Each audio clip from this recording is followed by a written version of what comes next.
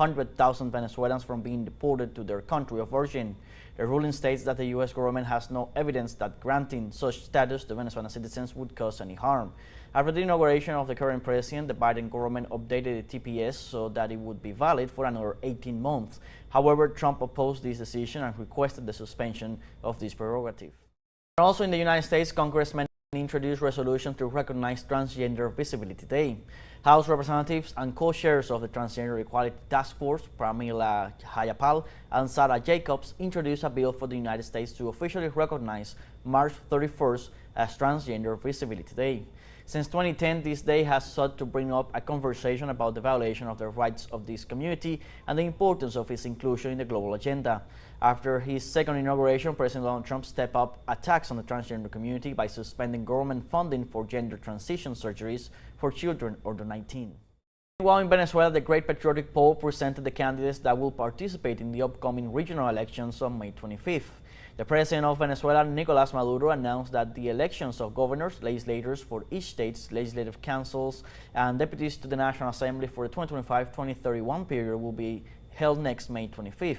Likewise, during the event, the president of the Special Electoral Commission of the United Socialist Party of Venezuela, Diosdado Cabello, highlighted that the candidates were elected by the democratic, participatory, and proactive elections.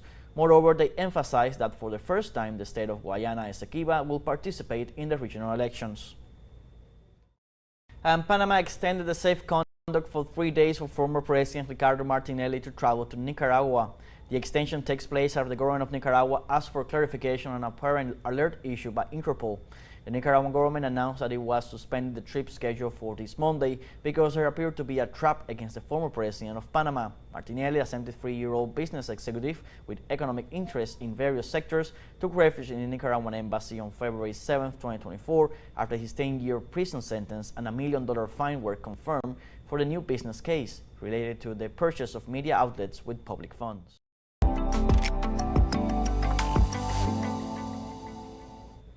And Argentina's film industry is preparing for the 26th edition of the Buenos Aires International Independent Film Festival, Bafisi, which will be deployed as a space of resistance of culture. The event will be held from April 1st to the 13th in 13 theaters throughout the city, with over 640 screenings and almost 300 films from 44 countries, including Canada, Germany, France, Norway, Uruguay, and the Dominican Republic. The event will be inaugurated with a local film screening, Upa, a Spring in Athens, by Camila Toker, Tamay Garategui, and Santiago Giralt, as well as the screening of La Zurda by director Rosendo Ruiz. In addition to the screenings, the festival will also provide attendees with a series of lectures, panels, and presentations with international guests. California federal judge Edward Shen blocked U.S. President Donald Trump's intention to end temporary protected status for Venezuelan nationals who have been granted this condition. Shen opposed Secretary of Homeland Security Kristi Noem's decision to withdraw the status that protects some